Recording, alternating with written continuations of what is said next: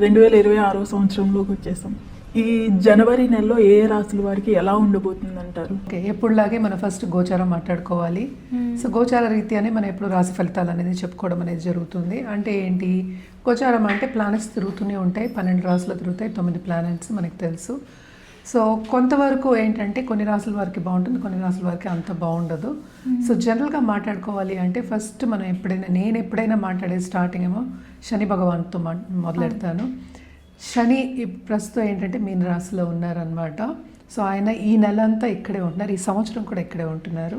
అలాగే మనం చూసాము అంటే జూపిటర్, నెక్స్ట్ మనకి గురు మహారాజేమో మనకేమో ప్రస్తుతం జెమిని అంటే ఏంటి మిథునంలో ఉన్నారు, ఆయన రిట్రోగ్రేషన్లో ఉన్నారనమాట. ఈ నెల అంతా ఇక్కడే ఉంటారు. తర్వాత మనకి మోస్ట్ ఇంపార్టెంట్ మనం చెప్పుకోవాలి అంటే కనుక సూర్య భగవానుడు సంక్రమణ జరగబోతోంది. అది జనవరి 14కి ఎక్కడ మకరానికి. సో మకర సంక్రాంతి అనేది మనకి స్టార్ట్, అంటే సంక్రాంతి నుంచి మనకి స్టార్ట్ అయినప్పుడు ఉత్తరాయణం అనేది స్టార్ట్ అవుతుంది. సో ఇప్పుడు దీని తర్వాత మనకి ముహూర్తాలు ఉంటే మనకి తెలుసు, జనవరి ఎండ్ నుంచి ఫిబ్రవరి మనకి ఏప్రిల్ అంతవరకు మంచి ముహూర్తాలు ఉంటాయి, చాలా పెళ్ళిళ్ళు అవుతాయి, మంచి జరుగుతుంది, చాలా బాగుంటుంది అని చెప్పడం జరుగుతుంది. అదొకటి కాకుండా మనం నెక్స్ట్ మనం మాట్లాడవలసింది మార్స్ అంటే కుజుడేమో ప్రస్తుతం మనకి ధనుర్లో ఉన్నారు. మనం మాట్లాడుకున్నాం కూటమి జరుగుతోంది అని చెప్పేసి ధనుర్లో. సో ఆయన ఏంటంటే మనకి 16th జనవరికి ఏంటంటే మకరానికి మూవ్ అవుతున్నారనమాట. అలాగే నెక్స్ట్ మనం మాట్లాడుకోవాల్సింది శుక్రుడు కూడా మనకి ఏంటంటే మనకి ధనుస్లో ఉన్నారు. ధనుస్ నుంచి మనకి మకరానికి 13th జనవరి వెళ్తున్నారనమాట. మళ్ళీ నెక్స్ట్ మోస్ట్ ఇంపార్టెంట్ ప్లానెట్ మనకి బుద్ధి జ్ఞానం ఇచ్చేది మనకి బుధుడు. సో బుధుడు కూడా ఇక్కడ ఏంటంటే ప్రస్తుతం ఆయన ధనుస్లో ఉన్నారు. అంటే 17th జనవరికి ఏమో మకరానికి వెళ్తున్నారు అనమాట. మళ్ళీ ఏంటంటే మొత్తం కూటమి మనకి ఇక్కడ మకరంలో జరగబోతుంది అనమాట. నెక్స్ట్ మనం మాట్లాడుకోవాల్సింది రాహుకేతువులు. రాహు ఏంటంటే ప్రస్తుతం కుంభంలో ఉన్నారు, కేతు ఏమో మనకి తెలుసు సింహంలో ఉన్నారు. సో ఈ రెండు కూడా ఈ నెల అంతా ఇక్కడే ఉంటున్నాయి అన్నమాట. సో ఇదన్నమాట గ్రహచారం. మనం దీన్ని బట్టి మన రాశి ఫలితాలు అనేది మాట్లాడుకోవాలి. ఎప్పటికైనా సరే జనరల్గా మనం ఈ నెల ఏం చేయాలి అంటే కనుక తప్పక ఎవ్రీ డే సూర్యభగవాన్, ఎందుకంటే మేజర్ మూమెంట్ సూర్యుడు ఉంది. అలాగే మనకి ఈ గ్రహాలన్నీ మూమెంట్లు ఉన్నాయి కనుక సూర్యభగవాన్ని రోజు అర్ఘ్యం ఇవ్వడం కానీ, అలాగే ఏంటంటే కాసేపు ఎండలో వెళ్ళి స్పెండ్ చేయడం కానీ చాలా మంచిది. అన్ని రాసుల వారు జనరల్గా మనం చెప్తాం హెల్త్కి మంచిది. అలాగే అర్ఘ్యం ఇచ్చినప్పుడు ఏంటంటే చాలా ఒంటికి కూడా మంచిది. అర్ఘ్యం ఇస్తాం కదా, ఆ నీళ్ళు కూడా తాగుతారు. సో అది ఇచ్చినప్పుడు కూడా చాలా మంచిదన్నమాట. సో ఇది ఫస్ట్ సూర్యభగవానికి కంటిన్యూస్గా పూజ చేయొచ్చు. అలాగే నవగ్రహ చుట్టూ ప్రదక్షిణ చేయడం కానీ, నవగ్రహ పూజలు చేయడం కానీ చాలా మంచిది. మనకి తెలుసు సూర్యభగవానుడు జనరల్గా మనం ఎప్పుడు చెప్పేది సోలార్ సిస్టమ్కి మనం కింగ్ అని చెప్పుకుంటూ ఉంటాం, అంటే అధిపతి కింద నేను చెప్తాను. అన్నీ సూర్యుడి చుట్టూ తిరుగుతూ ఉంటాయని చెప్తూ ఉంటాం, మనకి తెలిసిందే. సో సూర్యుడిని కొలవడం అనేది ఈ నెల అంతా చాలా చాలా మంచిదన్నమాట. ఎవరైనా దేవి పూజలు చేస్తే తప్పక దేవి పూజలు చేయండి, చాలా చాలా మంచిది. అలాగే రుద్రాక్ష విషయానికి వస్తే కనుక తప్పక వీళ్ళ ఏకముఖి రుద్రాక్ష వాళ్ళు తీసుకుని ధరించడం అనేది చాలా మంచిది ఈ నెలలో ఎస్పెషలీ. అలాగే మనకి తెలుసు జనవరి కూడా first month of the year. So ఏకముఖి ధరించడం అనేది మంచిది. అలాగే ఏంటంటే ఎవరైనా నేను ఇందాక చెప్పినట్టు దేవి పూజలు చేస్తున్న వాళ్ళైతే తప్పక ఏ దేవి పూజలు చేస్తున్నా కూడా ఆపద్దు, కంటిన్యూ చేయండి. సో ఇవి జనరల్ రెమెడీస్. ఒక్కొక్క రాశి వారిగా మనం రెమెడీస్ అనేవి మాట్లాడుకోవడం అనేది జరుగుతుంది. సో ఎవరెవరికి ఏల్నాటి శని ఉందో ఇప్పుడు చూద్దాము. ఏల్నాటి శని ఉన్న వాళ్ళు ఏంటంటే మనకి మేషానికి, అలాగే మీనానికి, అలాగే కుంభానికి. సో కుంభానికి ఏంటంటే లాస్ట్ ఘట్టం, అంటే లాస్ట్ 2.5 years.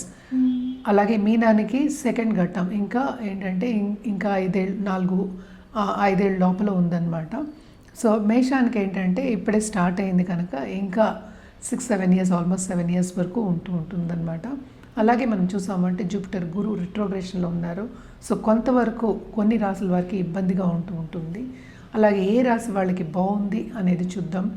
ఎప్పుడులాగే మనం చెప్పవలసిన వృషభ రాశి వాళ్ళకి, అలాగే ఏంటంటే మనం చూసామంటే కర్కాటక రాశి వాళ్ళకి, అదొకటి కాకుండా మనం చూసామంటే మనకి వృశ్చిక రాశి వాళ్ళకి, అలాగే ధనుర్ రాశి వాళ్ళకి కొంతవరకు బాగుందన్నమాట.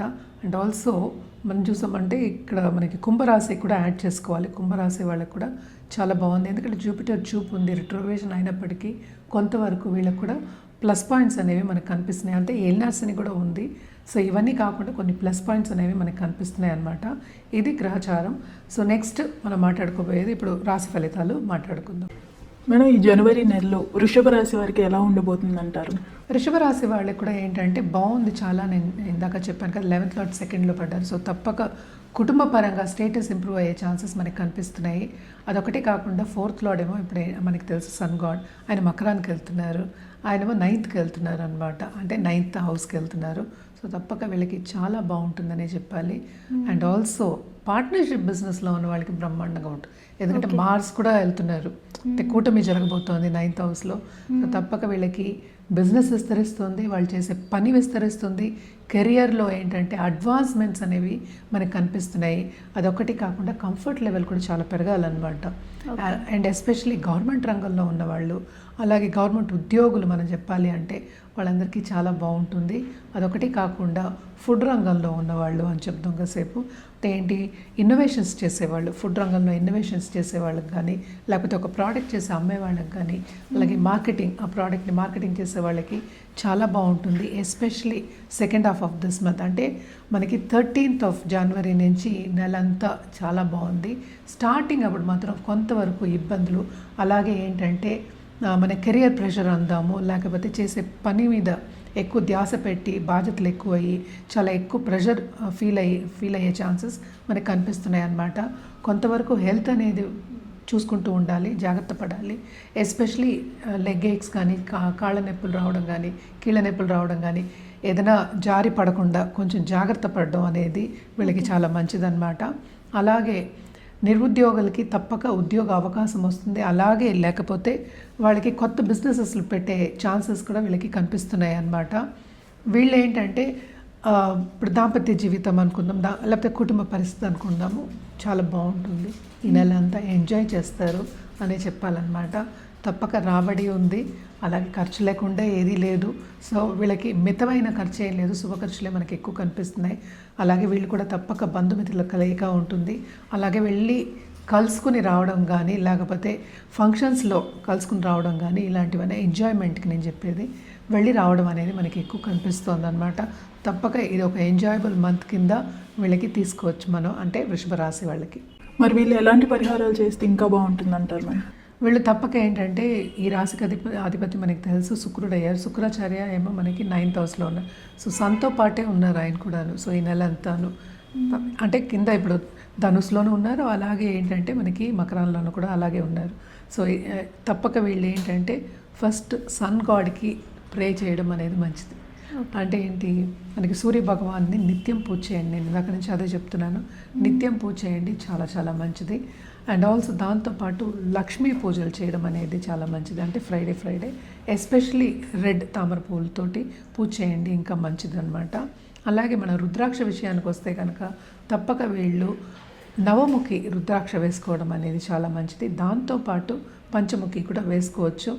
ఏదైనప్పటికీ వ్యక్తిగత జాతకం మీదే ఆధారపడి ఉంటుంది. ఇదంతా మనం జనరల్గానే మాట్లాడుకుంటున్నాం అనమాట. అండ్ ఆల్సో మనం చూసామంటే జూపిటర్ మనకి 2nd హౌస్ రిట్రోగ్రేషన్లో ఉన్నారు కనుక తప్పక వీళ్ళకి ప్రెషర్ అనేది కొంచెం ఎక్కువ ఉంది. ఇందాక చెప్పినట్టు కెరియర్ ప్రెషర్ కానీ, బాధ్యతలతోటి సతమతం అవడం అని కొంచెం ఎక్కువ ఉంటుంది కనుక తప్పక హెల్త్ వీళ్ళు చూసుకోవాలి అనేది వీళ్ళకి సూచన చెప్పడం అవుతుంది అనమాట.